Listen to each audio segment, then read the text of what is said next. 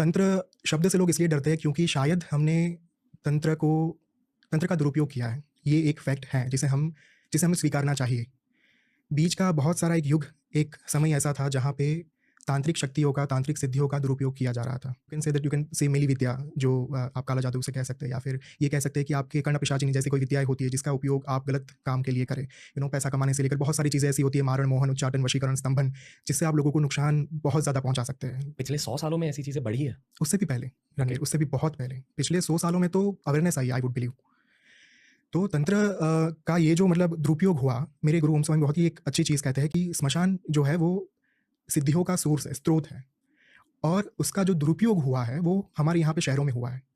क्यों स्मशान में जाने से साधक को सिद्धियाँ मिलती है, उसका सबसे प्रमुख कारण ही यही है क्योंकि वो स्रोत है। जब भी कोई आदमी स्रोत के पास जाता है ना, तब उसे वहाँ से ही चीज़ें मिलना शुरू होती है। ओके।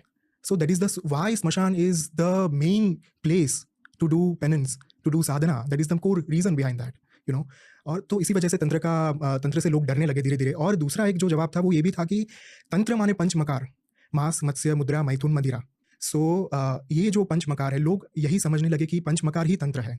लेकिन तंत्र के 6 प्रकार शास्त्रों में दिए गए। अगर आप रुद्रयामल तंत्र, तंत्रराज तंत्र, या फिर आप महानिर्वाण तंत्र पढ़ें, तो उसमें दक्षिणाचार तंत्र, वामाचार तंत्र, कौलाचार तंत्र, समयाचार तंत्र, मिश्राचार तंत्र और दिव्याचार तंत्र, ये 6 प्रकार के तंत्र दिए हुए हैं, जिसमें से 3 प्रकार के तंत्र ऐसे हैं जिसमें पंचमकार का उपयोग नहीं किया जाता, जो है दक्षिणाचार तंत्र, दिव्याचार तंत्र और समयाचार तंत्र। इसमें हम पंचमकार का उपयोग नहीं करते, सिर्फ और सिर्फ सात्विक चीज़ों का उपयोग हम इसमें करते हैं।